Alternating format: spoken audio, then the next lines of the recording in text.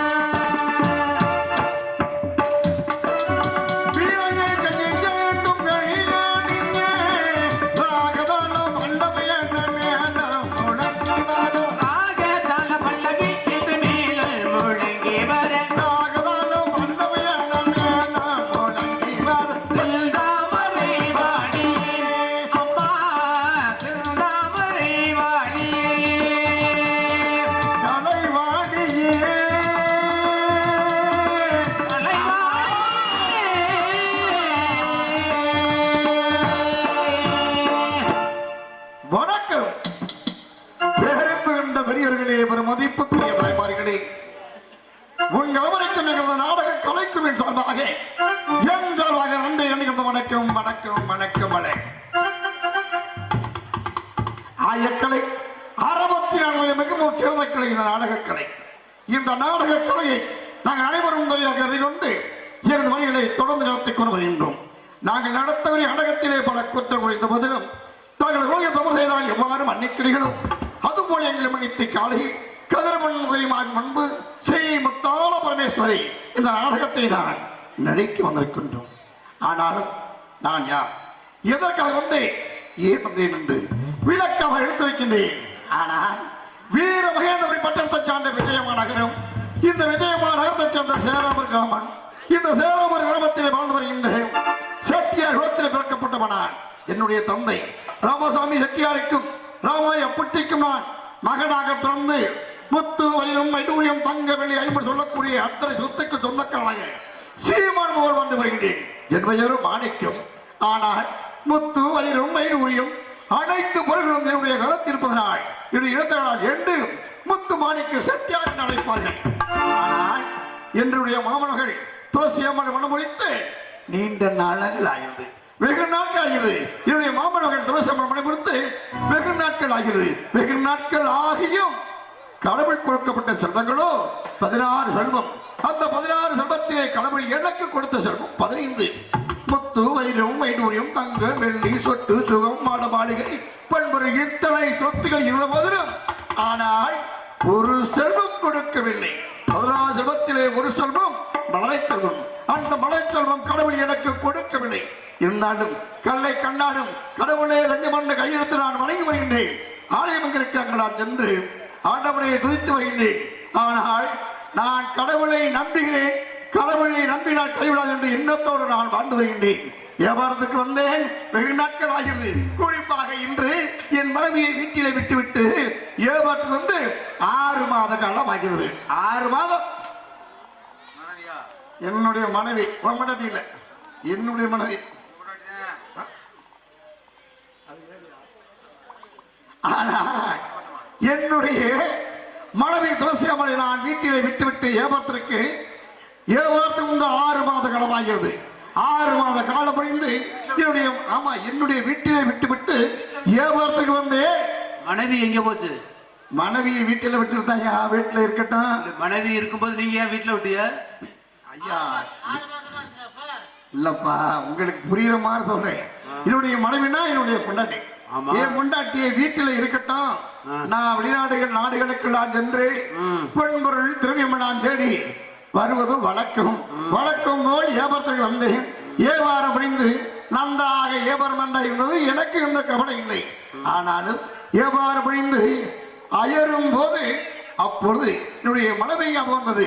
ஆக என்னுடைய மனைவி நான் வீட்டிலே விட்டு விட்டு வந்து 6 மாத காலமாகிறது. 6 மாத காலம் முடிந்தாலும் என் மனைவியை பார்க்க வேண்டும் அப்படி ஆசையோடு நான் திரும்பி வரும்போது அப்போ 6 மாசம் ஆச்சு நீங்க வீட்டுல விட்டு வியாபாரத்துக்கு போய். ஆமா. அப்போ உங்க வீட்டுல வந்து உங்க மனைவி எத்தனை மாசமா இருக்குது? வீட்டுல விட்டுட்டு ஏமாற்று வந்து 6 மாசம் ஆகுதுன்னா எப்படி? கடவுள் குழந்தையே இல்லைன்னு நான் சொல்றேன். நீங்க எத்தனை மாசம் ஆச்சு வீட்டை விட்டு வெளியில கிளம்பி? 6 மாதம். உங்க மனைவி வீட்டுல தானே இருக்குது? ஆமா. எத்தனை மாசமா இருக்குது?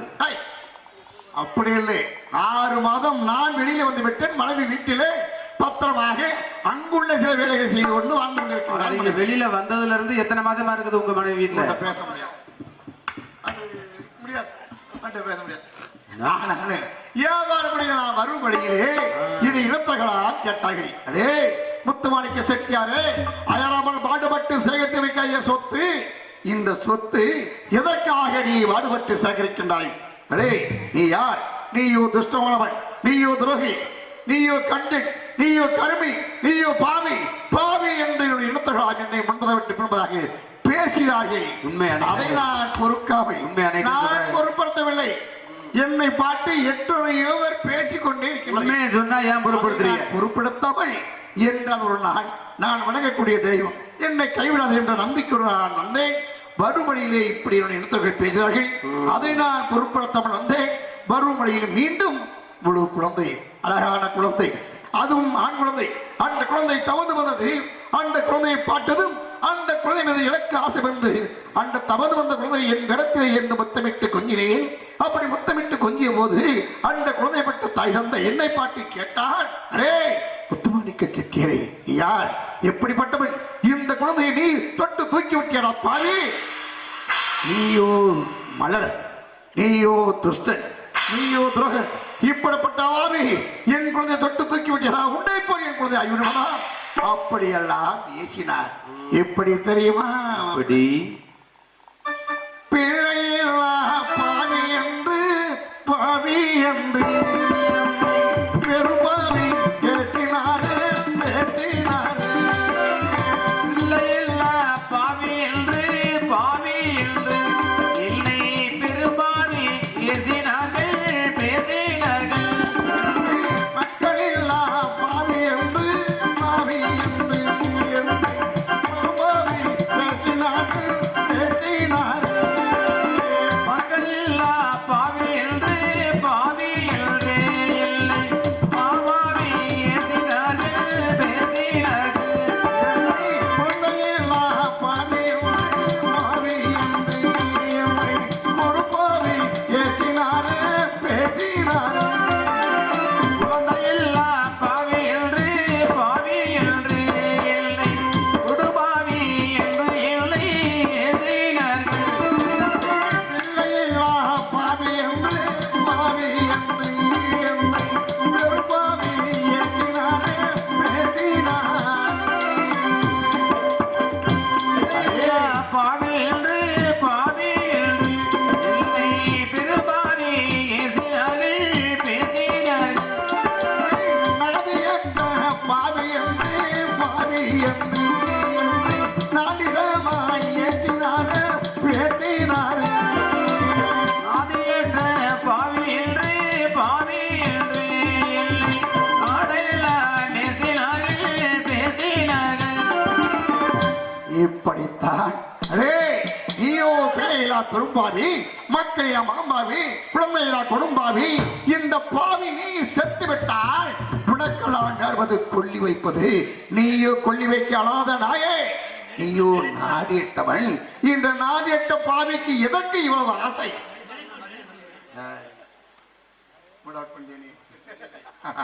அதாவது இப்படிப்பட்ட பாவி இந்த மண்ணிலே நீ உயிரோடு வாழலாமா? எத்தனை சொத்துக்கள் இருந்த போதிலும் நீயோ அனாதைகளா?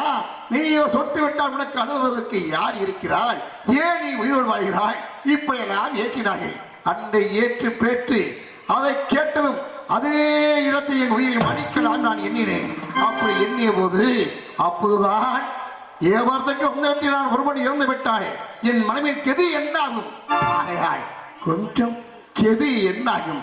ஆகையால் நான் இப்பொழுது என் வீட்டுக்கு சென்று என் மனதை பார்த்து என்னுடைய மனைவி எந்த நிலையில இருக்கிறான் என்ற மனதை அறிந்து அதற்கு பிறகு எனக்கு நடந்த விவரத்தை நான் எடுத்து உரைக்க வேண்டும். சென்று வருகிறேன்.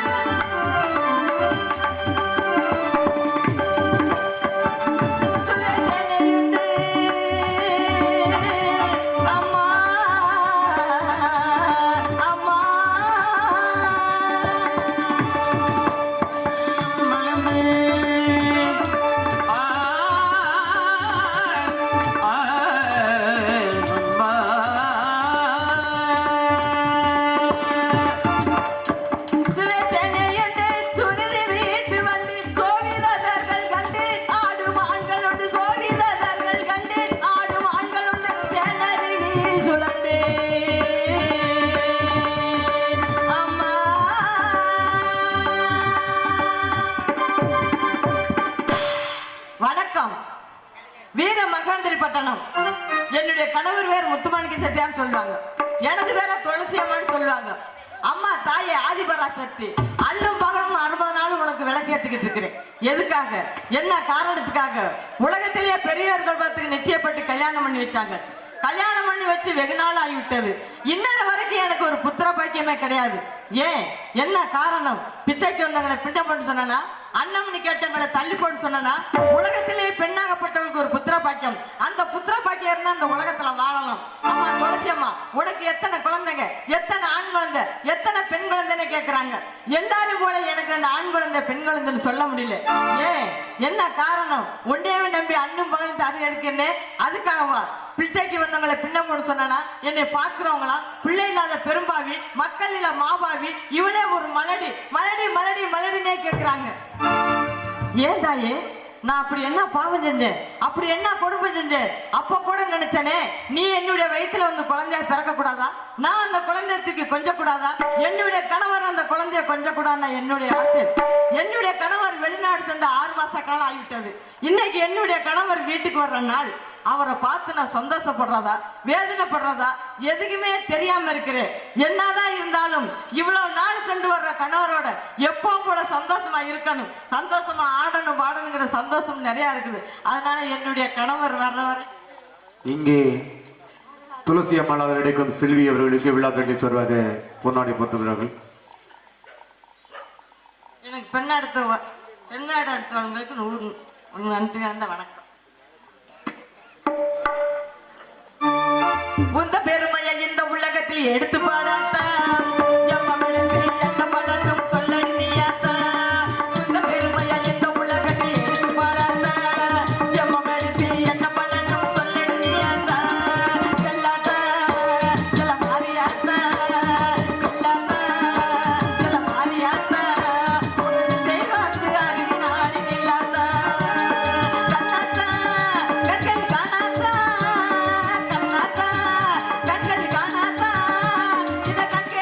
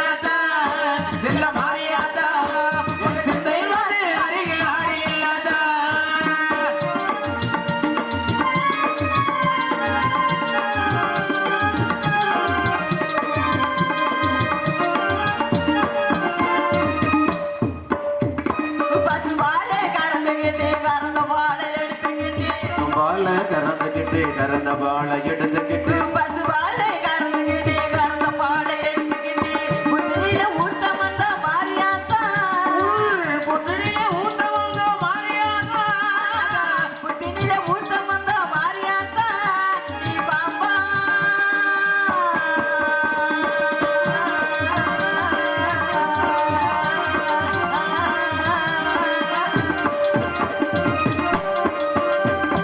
பாம்பாக மாரியத்தை தானாக முடித்துக்கிட்டு பணமாக அடிவாடி மாரியாத்தா சில பக்தியோட அடிவாடி மாரியாத்தா பெருமையை இந்த உலகத்தில் எடுத்து பாடத்த ஜபம் எழுப்பி என்ன பண்ணட்டும் சொல்லட்டி அண்ணா சொல்லாத்தா சில மாரியாத்தா ஒரு சிந்தை வந்து அருகில் ஆடி இல்லாத்தா கண்ணாத்தா கண்களை கண்ணாத்தா கண்கள் காணாத்தா இந்த கண்கள் எனக்கு என்ன பண்ணட்டும் சொல்லட்டியாத்தா கருமாரியாத்தா அச்சமாரியாத்தா சிலமாரியாத்தா அச்சமாரியாத்தா சிலமாரியாத்தா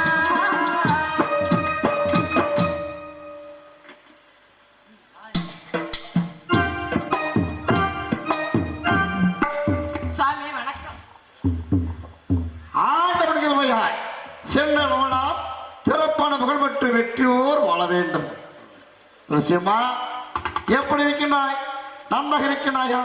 உன்னை நான் வீட்டிலே தனியாக விட்டுவிட்டு நான் சென்றேன் வியாபாரத்துக்கு சென்று 6 மாத காலம் ஆகிறது. ஆனால் வியாபாரம் முடிந்து நான் வந்தேன். உன்னை பார்க்க விடும் ஆசையோடு இருந்தேன். ஆனால் நீ எப்படி இருக்கின்றாய்? நல்லா இருக்கின்றாயா? சாரம் எப்படி? எப்ப நீங்க வருவீங்கன்னு வலிமேல் விழிவேச்சு காத்துக்கிட்டு எதுக்காக தெரியுமா? எனக்கு சொத்து சுகம் மாடு ஆவண பொண்ணு பொருள் ஆண்டவை எல்லாமே எனக்கு கொடுத்துருக்குது. எந்த குறையுமே கிடையாது. நீங்க என்னை வெளிநாடு விட்டு சொந்த ஒரே குறை தான். என்னதான் இருந்தாலும் என்னுடைய கணவர் எப்போ வருவார்னு இருந்தேன். ஏன் இவர் கூட ஆடணும் பாடணும் அப்படின்னு ஒரு கொஞ்சம் நிமிடம் இருந்தேன். என்னது கொஞ்சம் ஆடியில் செய்தி சொல்லி ஆவணியில் செய்தி வச்சு செய்தி சொன்ன மன்னவருதான் எனக்கு செய்தி சொன்ன மன்னவருதான் சொந்த சொல்லி நெத்தியில குங்குமத்தை வச்சவர் மன்னவருதான் அழகு மன்னவருதான்